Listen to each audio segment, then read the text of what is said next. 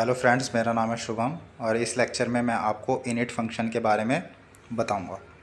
Previous video में हमने class और ऑब्जेक्ट्स के बारे में पढ़ा था। इस टॉपिक में हम ऊप्स के इनिट फंक्शन के बारे में पढ़ेंगे। Init function, all classes have a built-in method called init which is always executed when the class is being initiated।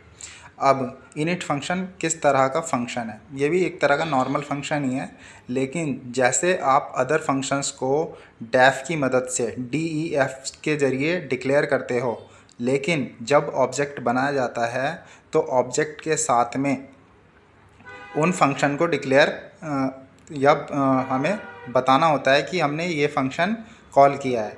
लेकिन इनिट फंक्शन ऑटोमेटिकली कॉल हो जाता है जैसे ही आप किसी क्लास का ऑब्जेक्ट बनाते हो। तो ये फंक्शन के अंदर जितने भी हमने मेथड्स डिक्लेयर किए होंगे, जितने भी वेरिएबल्स बनाए होंगे, जितने भी मेंबर फंक्शन बनाए होंगे, वो ऑटोमेटिकली कॉल हो जाते हैं। अब इनिट फंक्शन की ज़रूरत क्यों पड़ी? अब the init method is used to assign values to object properties or to perform operation that are necessary when the object is being created।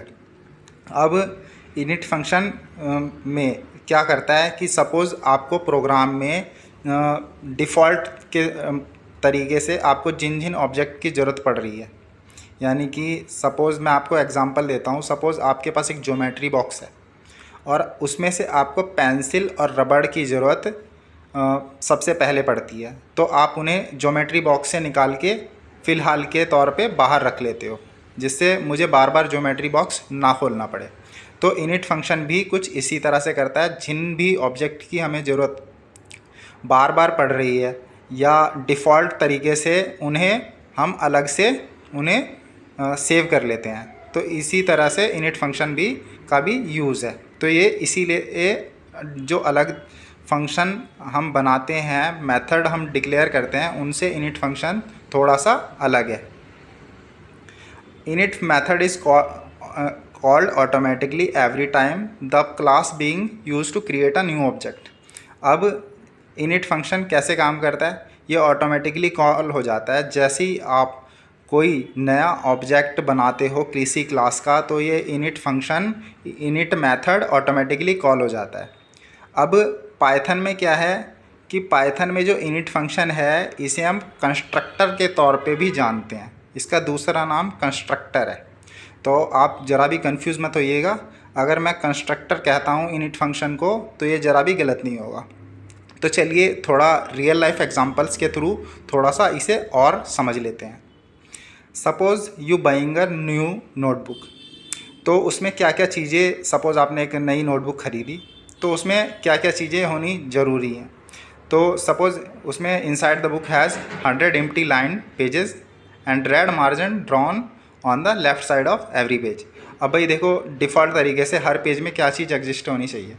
तो ये भी एक तरह का कंस्ट्रक्टर या इनिट फंक्शन का ही एग्जांपल है कि भाई उसमें 100 लाइन होनी चाहिए, लेफ़्ट साइड पे एक रेड कलर की वर्टिकल लाइन भी होना ज़रूरी है। तो भाई ये भी एक तरह का कंस्ट्रक्टर का एग्जांपल ही है, ठीक है। You didn't have draw those line your self, आप ये काम खुद से नहीं करोगे, ये ऑटोमेटिकली होना चाहिए हर बार हर पेज के लिए। तो इसके लिए भी आप इनिट फंक्शन बना सकते हो और ये इनिट फंक्शन का ही एग्जांपल है कंस्ट्रक्टर, क्योंकि ये ऑटोमेटिकली हमें डिफ़ॉल्ट तरीके से ये चीज़ें चाहिए ही चाहिए। अब इसका एक और एग्जांपल हमारे पास हो सकता है, video game character respawning. Suppose you lose, और सपोज़ आप नया गेम से शुरुआत कर रहे हो, सपोज़ आप हार गए या फिर आपने गेम स्टार्टिंग तौर पे शुरू किया है, तो आपके जो कैरेक्टर के पास क्या क्या चीज़ें डिफ़ॉल्ट तरीके से होनी चाहिए शुरुआती तौर पर। तो हेल्थ इनिशियली सेट ऑन 100, मतलब जो भी आपकी जो कैरेक्टर की हेल्थ है वो 100% होनी चाहिए। इन्वेंट्री यानी कि गोल्ड मनी, यानी जो भी उसके पास अचीवमेंट्स हैं वो 0 होने चाहिए।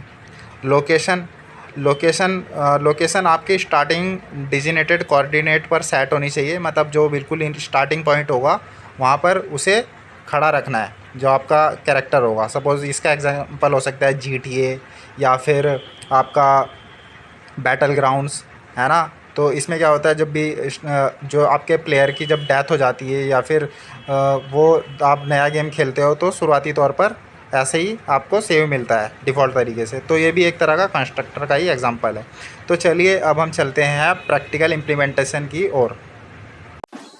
अब आ गए हम प्रैक्टिकल की तरफ। तो प्रैक्टिकल के जरिए कंस्ट्रक्टर को आप और आसानी से समझिएगा।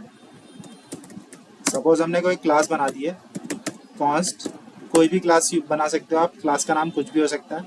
अब इस क्लास में आप सपोज मैं कोई एक इनिट फंक्शन बना रहा हूँ, डेफ कीवर्ड का यूज़ करेंगे आप, $INIT, देन $, देन यहाँ पर फंक्शन ब्रैकेट का यूज़ करेंगे। यहाँ पर आपको सेल्फ का यूज़ करना है। सेल्फ कीवर्ड की जगह आप कुछ भी यूज़ कर सकते हो, ये मैंने वैसे ही ले लिया है क्योंकि सेल्फ का यूज़ करना एक ऑफिशियल तरीका हो जाता है। लेकिन सेल्फ का कोई रोल एज अ कीवर्ड नहीं है पाइथन में। आप इसकी जगह कुछ भी यूज़ कर सकते हो, सेल्फ की जगह आप दिस भी यूज़ कर सकते हो। लेकिन ये रेफरेंसिंग और डीप रेफरेंसिंग का काम करता है। कुछ भी आप चीज़ लोगे तो उसको ऑब्जेक्ट के साथ में रिलेट करवाना, वो इस पैरामीटर का ही काम है।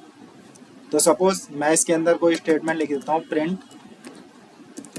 प्रिंट में मैंने लिखा hello welcome to our channel. अब ये स्टेटमेंट मुझे बार बार चाहिए होगी, तो इसके लिए मैं क्या करूँगा, जैसे ही मैं ऑब्जेक्ट क्रिएट करता हूँ ये ऑटोमेटिकली कॉल हो जाएगा। जो हमारा इनिट फंक्शन होगा वो ऑटोमेटिकली कॉल हो जाएगा। तो मैं यहाँ पे लिख देता हूँ कॉन्स्ट। अब ये हो गया है रेडी। अब आप देख सकते हो, इसकी जगह मैं सेल्फ इससे भी रन करा के दिखा देता हूँ।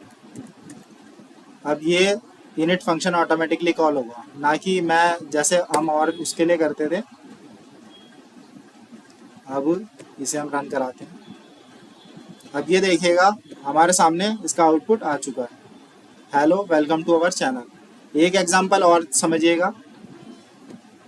सपोज अब जो इनिट फंक्शन है वो हमने पहले डिक्लेयर कर दिया है, और इसके साथ ही जो दूसरा फंक्शन है डिस्प्ले, ये मैंने कॉल करा है।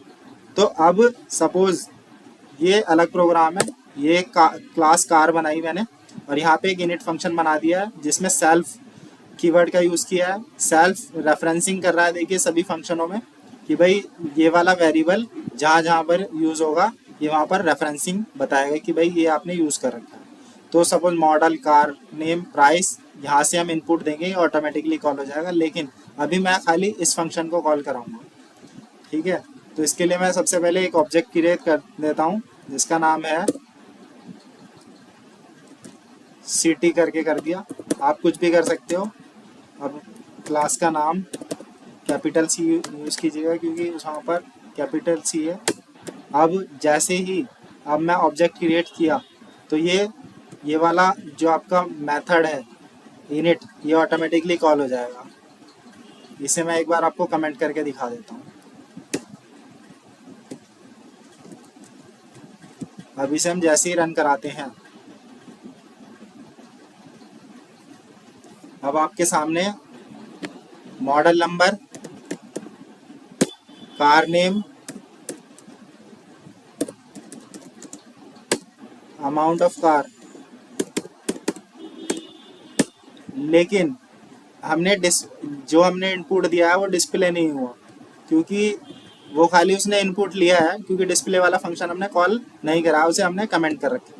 तो ये चीज़ ऑब्जेक्ट के थ्रू आपको समझ में आ गई होगी कि जैसे ही हमने ऑब्जेक्ट बनाया ये ऑटोमेटिकली जो हमारा इनिट फंक्शन है वो कॉल हो गया है। तो कंस्ट्रक्टर ऑटोमेटिकली कॉल हो जाता है।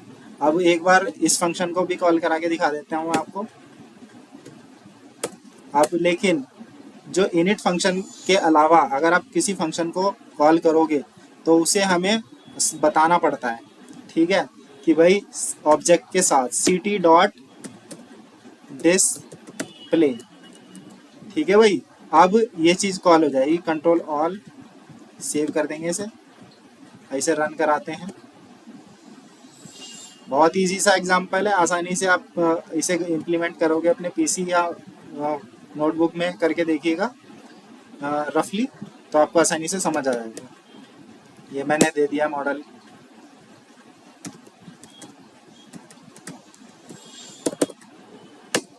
अमाउंट ऑफ कार, अब ये शो भी हो गया है क्योंकि जो हमने डिस्प्ले फंक्शन था वो हमने कॉल कराया है ct डॉट ऑब्जेक्ट के साथ, इसे डिक्लेयर करने के बाद ऑब्जेक्ट के साथ में हमने इसे कॉल कराया है। आई होप आपको ये प्रैक्टिकल इम्प्लीमेंटेशन बहुत आसानी से समझ आ गया होगा। जिन भी बच्चों के जो भी डाउट्स हैं वो कमेंट सेक्शन में ज़रूर बताइएगा। Thank you.